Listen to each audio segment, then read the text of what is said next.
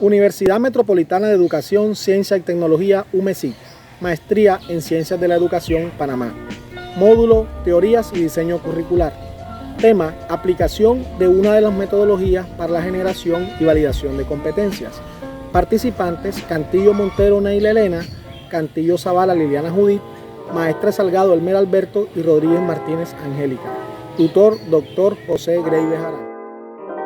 Buenos días, compañeros maestrantes.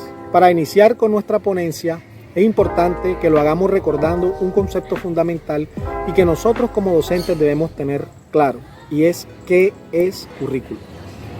Un currículo es un conjunto de experiencias de aprendizaje que los sujetos de la educación viven en una sociedad y en un proceso histórico concreto, que han sido previstos con el fin de dinamizar su propio desarrollo integral como personas y como sociedad organizada. García, 1975.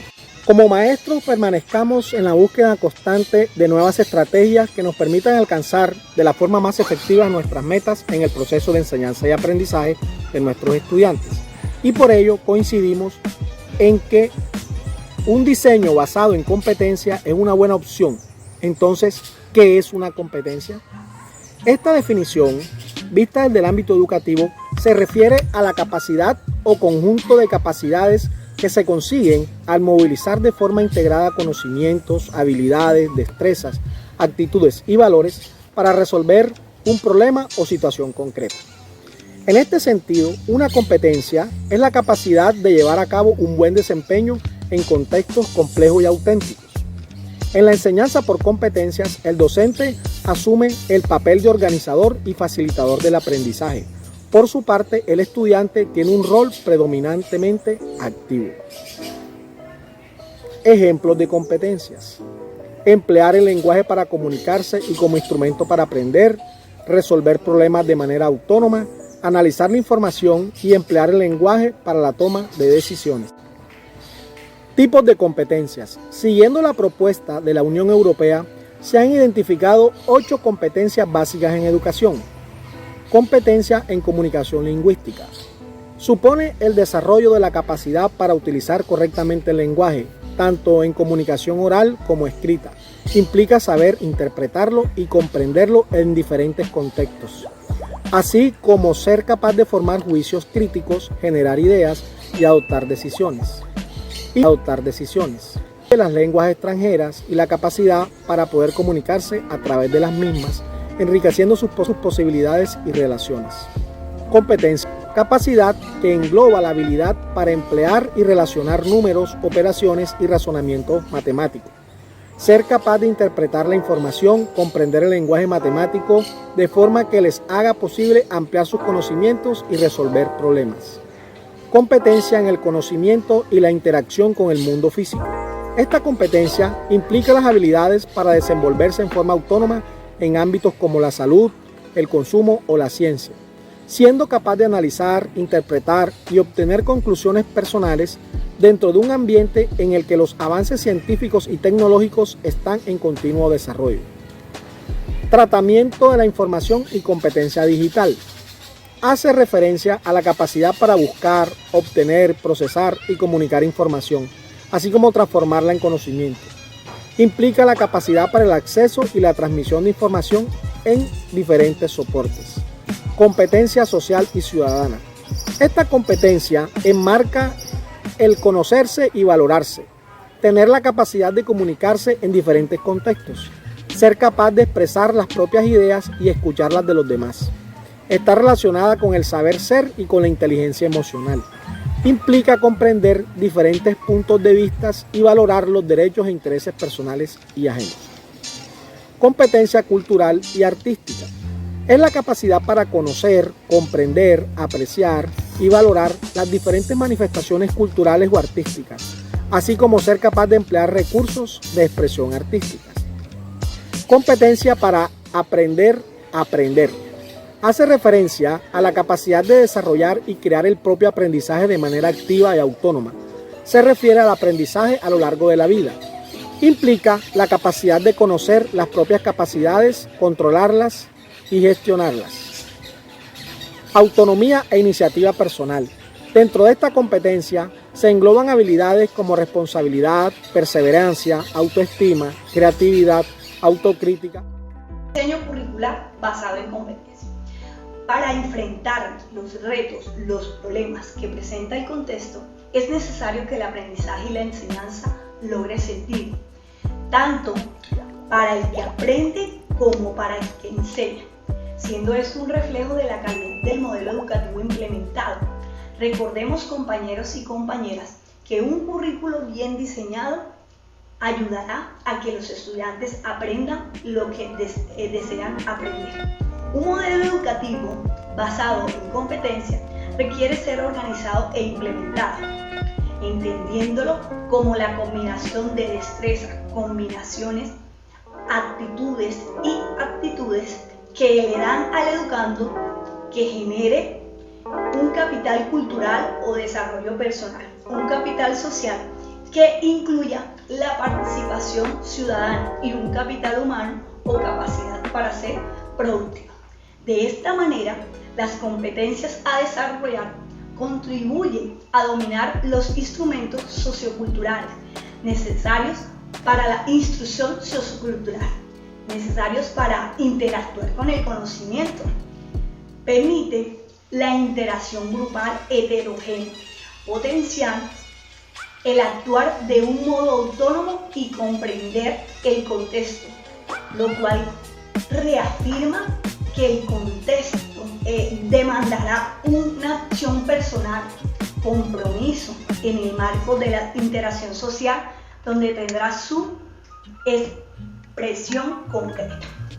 Para garantizar lo anterior, el nuevo modelo educativo requiere que la estructura curricular potencie el desarrollo de las competencias, tanto a nivel individual como colectivo, sin que ello conlleve a forzar a los sujetos a realizar o asumir tareas que no están aptos. Es claro que se deberán potenciar competencias generales, pero también merced a que cada sujeto posea una individualidad que debe ser respetada.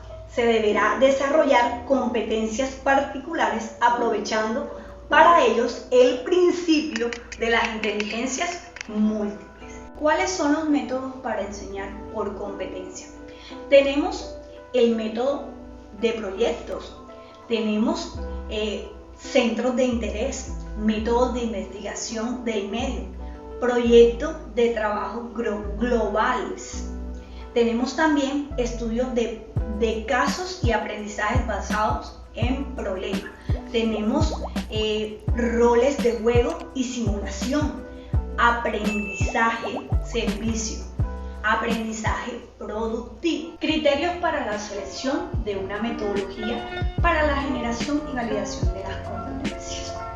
Nuevos enfoques didácticos como el trabajo colaborativo, el trabajo por competencia y la pedagogía inversa hace necesaria la aplicación de metodologías de aprendizajes innovadores, pero hay que afirmar que la innovación no debe ser el único criterio para elegir una metodología didáctica.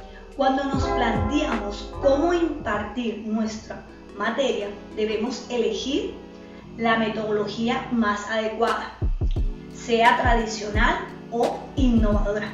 Esto puede producir una experiencia de éxito.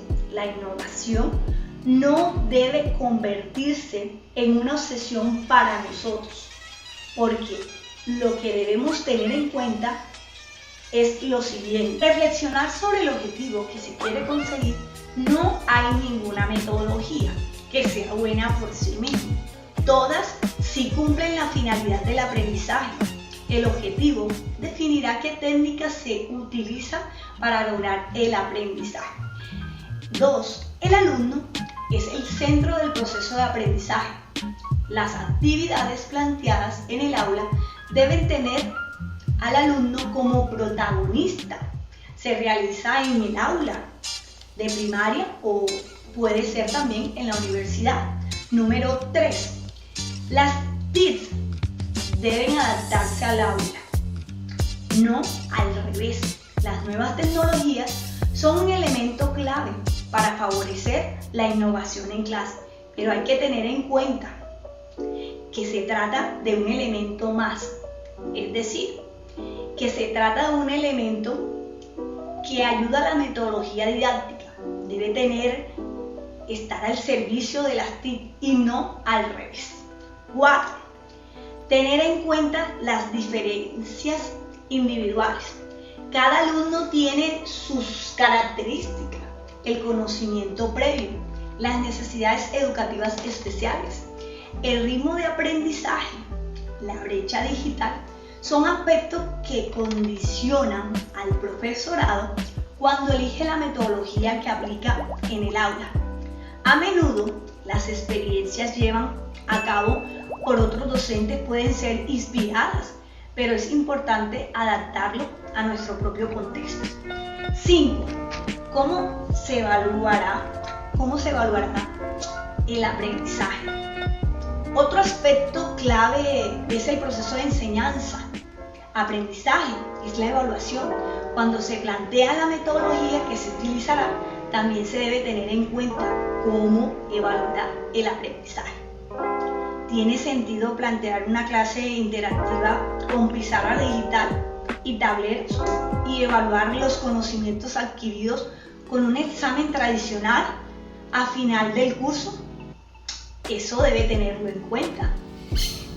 Y continuando con nuestra ponencia, ahora vamos a hablar un poco sobre la metodología para la generación y validación de competencias. La metodología que seleccionamos fue el ABP o aprendizaje basado en problemas.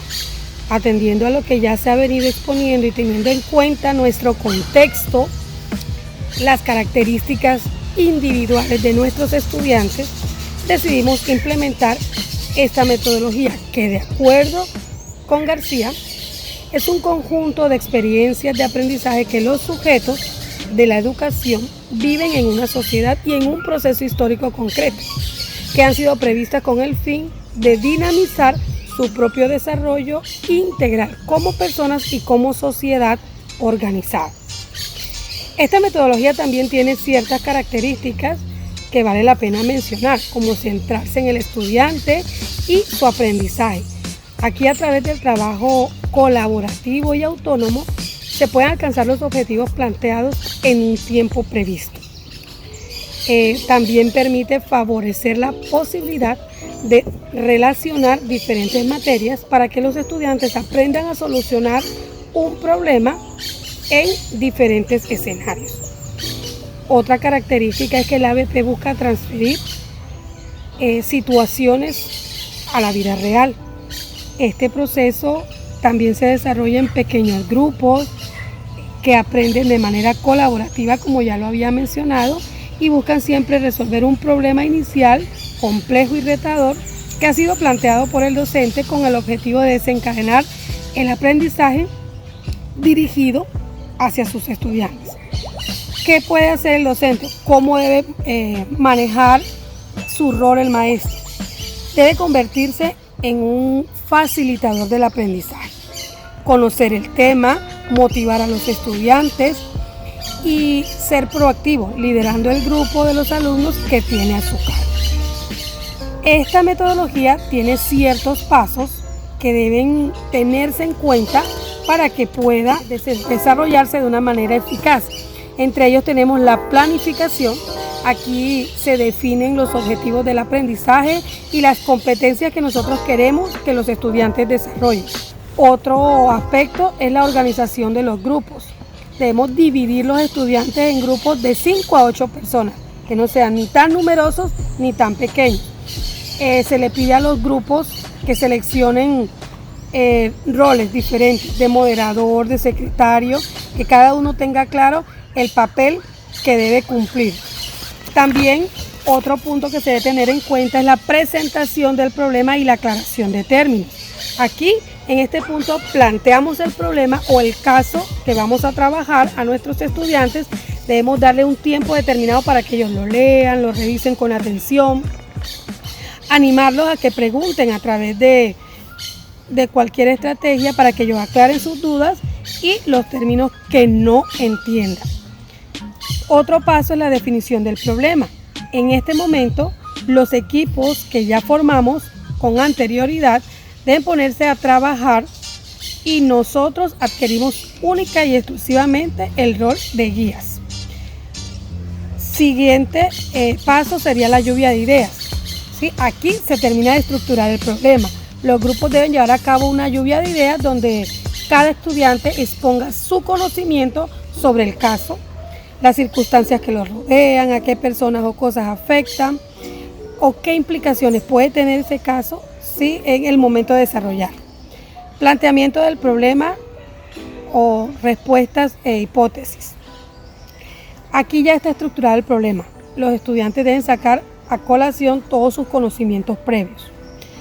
Estos han sido adquiridos en clase o por otros medios. Cada alumno debe aportar su opinión y entre todos deben debatir y evaluar la validez de los conocimientos y las hipótesis. Nosotros seguimos siendo guías y vamos a cuestionar las propuestas de los estudiantes, pero ellos son los que deben ir descartando las hipótesis fallidas y generar respuestas adecuadas. Formulación de los objetivos de aprendizaje. Durante este punto, los estudiantes deben ir aflorando los conceptos y dilemas que no han sido capaces de resolver. Aquí es cuando deben formularse los objetivos de aprendizaje, es decir, lo que no saben, pero que necesitan aprender para poder resolver el problema. Siguen con la investigación, que es el momento en que los estudiantes encaran la búsqueda de información para resolver los dilemas que han ido surgiendo, alcancen los objetivos de aprendizaje fijados y profundicen en la raíz del problema. Siguen con la síntesis y la presentación. Ya una vez concluida la investigación, los estudiantes deben poner en común la información que ya han recopilado, la sintetizan y ya habiendo cubierto los objetivos de aprendizaje desarrollan una respuesta al problema en el formato que consideren más adecuado. Por último, nos encontramos con la evaluación y la autoevaluación. Aquí se evalúa el trabajo de los estudiantes mediante una rúbrica. Esta se comparte con ellos al principio, cuando estamos hablando sobre la planificación. Y se les anima a que se evalúen a sus compañeros con los mismos criterios. Es decir, estamos hablando en este caso de una autoevaluación y una coevaluación. Esto les permite a ellos que desarrollen su espíritu de autocrítica, que logren reflexionar sobre los fallos que tuvieron y los errores.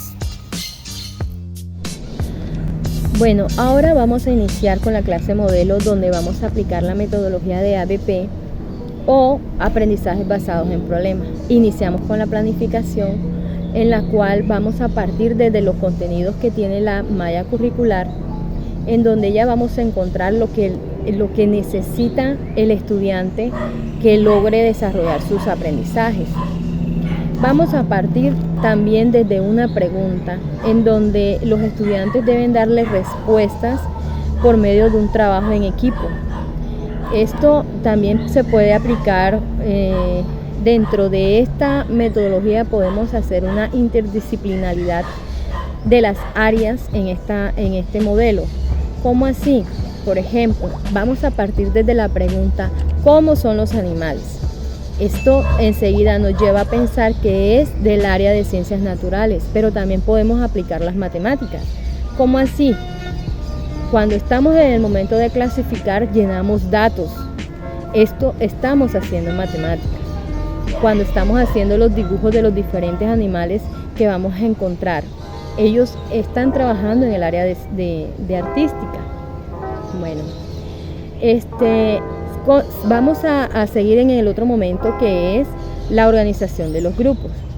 Se le va a pedir a los estudiantes que se dividan en equipos de 5 personas o 8, dependiendo del número de estudiantes, y van a seleccionar 2 roles, que es primero el moderador y el secretario. El moderador deberá guiar y estructurar la conversación en el grupo, centrar el debate en los aspectos que hay que resolver y hacer que todos los miembros del equipo participen. Por su parte, el secretario o secretaria debe ir anotando todo lo que se va diciendo. Luego vamos a continuar con la presentación del problema y aclaración de términos. En esta etapa se les plantea el problema a los estudiantes que vamos a trabajar, el cual sería cómo son los animales. Se les lleva a recoger, por ejemplo, el patio del colegio. Hay que destacar que por esta zona, por pertenecer al Parque Natural Tayrona, se va a encontrar una variedad de animales solamente en el patio del colegio. Ellos deberán ir haciendo un listado de todos los animales que observen. Ya en el salón de clases se les entregará a los grupos unas fichas con imágenes de diferentes animales. Ellos, si tienen preguntas o dudas, se les va a explicar. Y se les va a dar tiempo para que desarrollen actividades. También se les deja claros los criterios de cómo van a ser evaluados, y para eso se tiene que trabajar las rúbricas que ya deberíamos haber planeado y organizado en el momento de la planificación. Luego vamos a continuar con la definición del problema. En estos momentos los equipos se ponen a trabajar y nosotros como maestros vamos a adquirir el rol de tutor y guía, entregar talleres, guías de trabajo para comenzar a dialogar sobre el tema o preguntas que van a surgir durante el trayecto o el desarrollo del trabajo. Por ejemplo, cómo son los animales, cuáles animales encontraron en el patio, cómo se desplazan esos animales, de qué se alimentan esos animales y cómo será el interior de esos animales. Luego también hay otro momento que es lluvia de ideas. Para terminar de estructurar el problema, estos equipos deben llevar a cabo una lluvia de ideas donde cada alumno expone sus conocimientos sobre el caso y cómo van ellos a ir dándole respuestas, y que nosotros como maestros no debemos desechar nada de lo que ellos digan, aunque sea, no puede decir cosas muy locas, exageradas. Hay toda clase de ideas que a ellos les salga, hay que irlas anotando. Luego viene un momento que es el planteamiento de respuestas e hipótesis. Una vez estructurado el problema, los estudiantes deben sacar sus conocimientos previos y adquiridos en clase por medio de sus ideas, de cómo ellos plantean las respuestas, posibles respuestas. Cada alumno debe aportar su opinión y entre ellos deben debatir y evaluar la validez de los conocimientos y las hipótesis. Mi papel como docente es ejercer el papel de guía y cuestionar las propuestas que los propios estudiantes van a ir destacando con sus hipótesis y así sean fallidas, irles direccionando eso que uno quiere que ellos logren, que aprendan. Y el otro momento, formulación de los objetivos de aprendizaje, es durante el diálogo en grupo, que ellos van a ir aflorando conceptos, inquietudes, donde ellos de pronto no van a ser capaces de resolver por sí solos. Entonces ahí donde nosotros vamos a ir guiándolos y orientándolos. También aquí en este momento se necesita aprender sobre resolver el problema. Si ellos no han dado con la respuesta, ellos deben ir buscando solución y buscando información. ¿Por medio de qué? De libros, por medio de revistas, por medio de un miembro de la familia, que también ahí enseguida va a partir el punto de la investigación. En esta parte de la investigación vamos a encontrar que se va a, ¿cómo se diría? Ellos van a tratar de llenarse de una serie de datos que lo van a recolectar y luego van a sintetizar, que ya teniendo esa organización, teniendo toda su investigación ya organizada, la van a presentar. ¿Cómo la presentan? Por medio de una socialización en grupo, por medio de cartelera. Van a mostrar el producto de su trabajo en equipo a los demás, al resto de sus compañeros. Por último viene la parte de la evaluación y autoevaluación.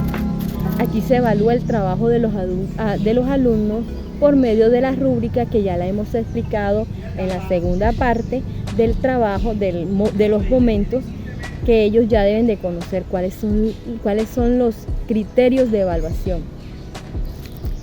Esto también les ayudará a ellos a desarrollar su espíritu de autocrítica y reflexionar sobre sus fallos o errores.